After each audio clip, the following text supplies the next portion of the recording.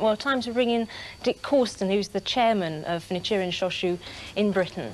Now, it seems almost, listening to Sandy, that you could interpret this as being some kind of magic cure to your problems. Is that something you see as part of the faith?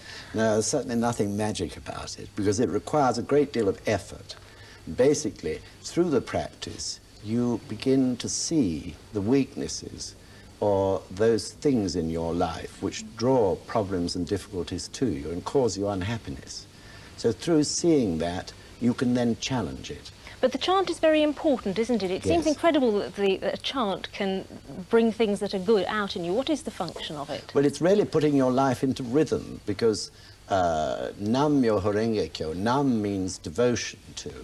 Myoho Renge Kyo is the law of life, or the law or rhythm of the universe.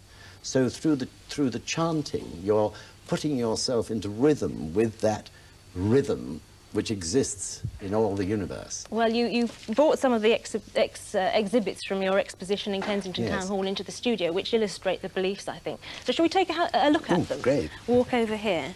They aren't actually pictures, are they? They're more like a fairground exhibit. That was the idea, because we didn't want this thing to be heavy. So we've shown this as if it was a fairground and one of those peep shows. And on all these pictures, you have the 10 basic tendencies or states of life. Let me try it out anyway. Let's do. Which one is this? This is hell.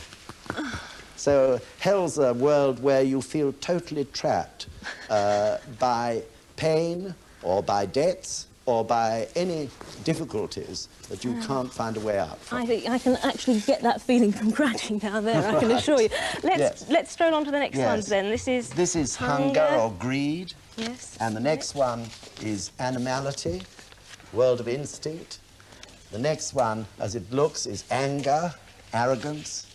And finally, I say finally because these are called the 6 lower worlds, you have tranquility and rapture. They look pretty docile, those people. Well, they're meant to be docile, because it's probably the world that most human beings would like to spend time in, most of all, because it is a tranquil world, but it's also stagnant.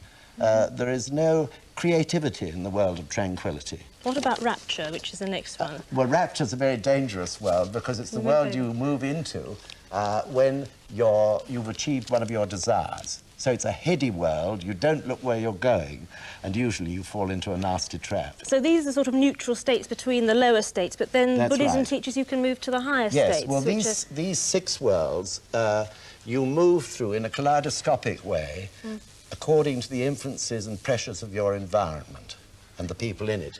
These 4 higher worlds require effort on the part of yourself. Right. So this is learning? This is learning. And the next this one? is partial enlightenment.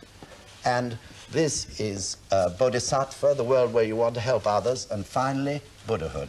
Right, which is actually backwards, because it's going to be seen in a mirror, isn't it? That's right, yes. So what does this illustrate? Well, you will see that actually in this circle here are all these pictures, but in a different... they have a different look about them.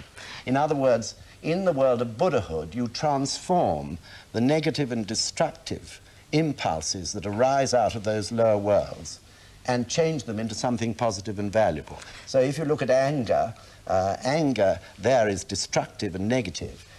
Anger here is transformed into, say, a passion for justice or for peace. So very briefly, I mean, what is the aim for Britain of this religion? Well, the aim, of course, is initially for people to find their true selves, their own individual happiness, by being true to themselves.